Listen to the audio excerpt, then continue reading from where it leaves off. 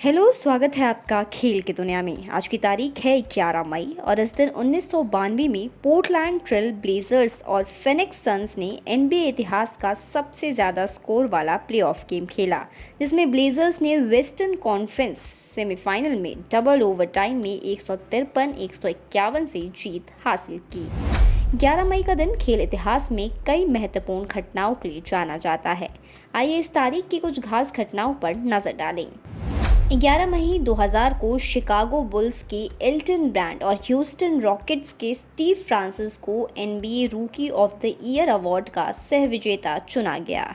2001 में Toronto rappers के wins quarter ने पहले हाफ में 50 में से 34 अंक बनाए और 9-3 पॉइंट्स के साथ एनबीए फाइनल रिकॉर्ड की बराबरी की, जिससे टोरंटो ने फिलाडेल्फिया को 102-78 से हराया। 11 मई 1972 को बेसबॉल के दिग्गज खिलाड़ी विली मेस को सैन फ्रांसिस्को जायंट्स से न्यूयॉर्क मेट्स में ट्रेड किया गया, जिसने जायंट्स के एक युग का अंत चिन्हित किया। 1968 में मॉन्ट्रियल कैनेडियंस ने सेंट लुइस ब्लूज को 4 गेम में हराकर स्टैनली कप जीता। 11 मई 2008 में फॉर्मूला 1 में फेलिपा मासा ने इस्तांबुल पार्क में तुर्की ग्रैंड प्रिक्स जीती। लुइस हैमिल्टन दूसरे और कीमी राइकोनेन तीसरे स्थान पर रहे।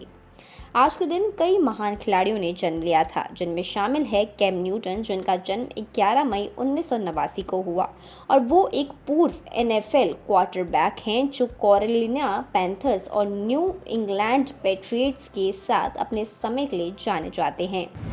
एंड्रेस इनिएस्टा, जिनका जन्म 11 मई 1984 को हुआ और वो एक स्पेनिश फुटबॉलर हैं जो एफसी बार्सिलोना और स्पेनिश राष्ट्रीय टीम के साथ अपने समय के लिए प्रसिद्ध हैं। गियोवनी डॉस सेंटोस, जिनका जन्म 11 मई 1989 में हुआ, वो एक मैक्सिकन फुटबॉलर हैं जो विभिन्न क्लबों और राष्ट्रीय टीम के लिए खेलते हैं।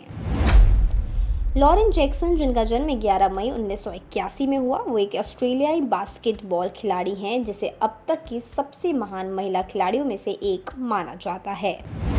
कमारो उस्मान, जिनका जन्म 11 मई 1987 में हुआ, वो एक नाइजीरिया अमेरिकी मिश्रित मार्शल आर्टिस्ट हैं। वो पूर्व एफसी वेल्टर चैंपियन हैं।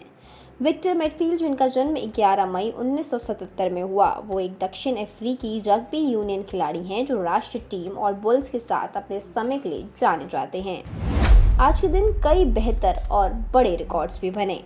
11 मई 1992 में पोर्टलैंड ट्रेल ब्लेजर्स ने एनबीए इतिहास का सबसे ज़्यादा स्कोर वाला प्लेऑफ गेम जीता। फिनिक्स सन्स को डबल ओवरटाइम में 153-151 से हरा डाला। 1994 में फिनिक्स सन्स ने एनबीए प्लेऑफ इतिहास में सबसे बड़ी देर वाली वापसी की। चौथे क्वार्टर में 18 अंकों की कमी को पार करते हुए ह्यूस्टन रॉकेट्स को ओवरटाइम में 124-117 से हरा डाला। 11 मई 1971 में मियामी डॉल्फिन्स ने एनएफएल इतिहास के सबसे लंबे गेम में कैंसस सिटी चीफ को हराया, जो 82 मिनट और 40 सेकंड तक चला।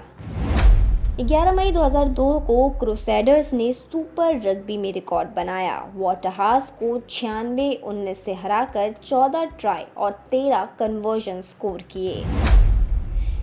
अब नजर डालेंगे देश की खबरों पर। पिछले 48 घंटों में भारतीय क्रिकेट के 2 दिग्गजों ने टेस्ट क्रिकेट को छोड़ने का फैसला कर फैंस को हैरान कर दिया। पहले रोहित शर्मा ने इस फॉर्मेट को अलविदा कहा और अब विराट कोहली के भी टेस्ट से संन्यास की खबरें सामने आई हैं।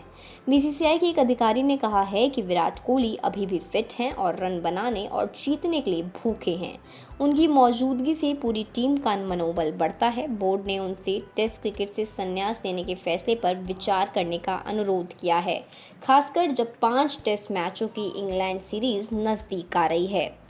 आईएएनएस की एक रिपोर्ट के मुताबिक विराट कोहली ने हाल ही में बीसीसीआई को टेस्ट क्रिकेट से संन्यास लेने की अपनी इच्छा बताई थी। कोहली ने 14 साल पहले टेस्ट डेब्यू किया था और पिछले 10 साल में भारत की रेड बॉल क्रिकेट को नई पहचान दिलाने वाले क्रिकेटरों में शामिल हुए। आईएएनएस के मुताबिक अधिकारी ने कहा कि वो अभी भी बेहद ज़्यादा फिट हैं और भूखे हैं। ड्रेसिंग रूम में उनकी मौजूदगी से पूरी टीम का मनोबल बढ़ता है। हमने उनसे अनुरोध किया है कि वो अंतिम फैसला लेने से पहले कुछ समय ले लें। कोहली की आक्रामकता और शानदार बल्लेबाजी ने भारत को घरेलू और विदेशी दोनों जगहों पर एक मजबूत टेस्ट टीम में बदलने में मदद की है। टेस्ट में 9,000 से अधिक रन और 30 शतक के साथ क्रीज पर कोहली की मौजूदगी कुछ कम नहीं है। बीसीसीआई अभी उनको छोड़ना नहीं चाहता। टॉप अधिकारियों ने कोहली से संपर्क किया है और उनसे अपने फैसले पर पूर्ण विचार करने का अनुरोध किया है, खासकर जब महत्वपूर्ण दौरे सामने हैं। भारत एक चुनौतीपूर्ण विदेशी कैलेंडर पर जाने के लिए तैयार है, जिसमें इंग्लैंड का दौरा भी शामिल है, जहां उनका अनुभव बेहद अहम साबित हो सकता है। हालांकि स्टार भारतीय बल्लेबाज ने इस मामले पर कोई सार्वजनिक बयान नहीं दिया है, लेकिन फैंस और पूर्व क्रिकेटरों ने सोशल मीडिया पर समर्थन संदेशों की बाढ़ ला दी है, उम्मीद करते हुए कि कोहली टेस्ट क्रिकेट को एक और मौका देंगे। अब नजर डालेंगे इंटरनेशनल न्यूज़ की ओर। India versus Pakistan in Asian beach handball. Bharat ने मस्कट, ओमान में 10वीं एशियाई बीच हैंडबॉल चैंपियनशिप में पाकिस्तान के खिलाफ खेला। दोनों देशों के बीच बढ़ते तनाव के बीच भारतीय टीम ने विरोध के तहत भाग लिया। वर्ल्ड एथलेटिक्स रिले इन ग्वांगझो।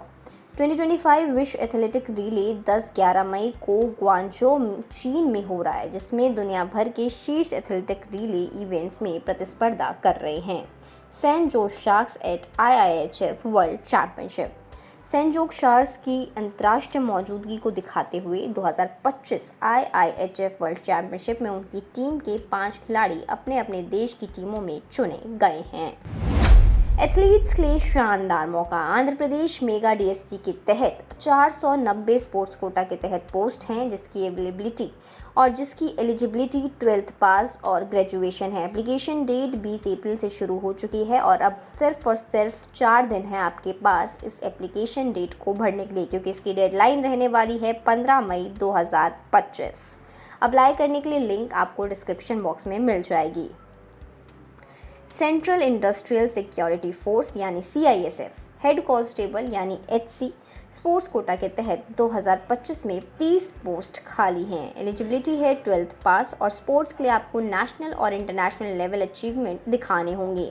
एज रहने वाली है 18 से 23 साल और एप्लीकेशन डेट आज यानी 11 मई से शुरू हो चुकी है। डेडलाइन अभी नहीं आई है, तो अगर आपको अप्लाई करना है तो लिंक आपको डिस्क्रिप्शन बॉक्स में मिल जाएगी।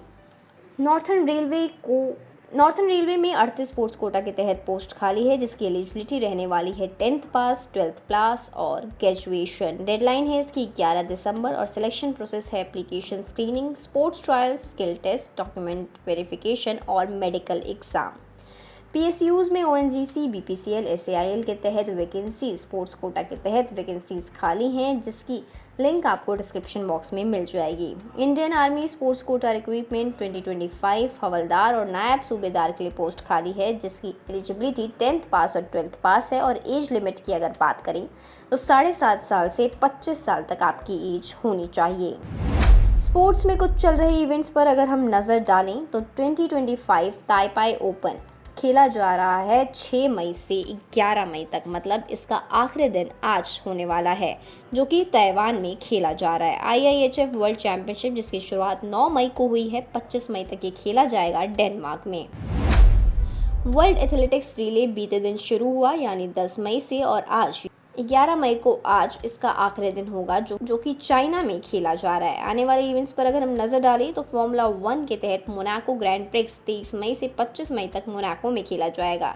समर वर्ल्ड मास्टर्स गेम 17 मई से 30 मई तक ताइवान में खेला जाएगा। टीकनेस स्टेक्स 17 मई को USA में खेला जाना है।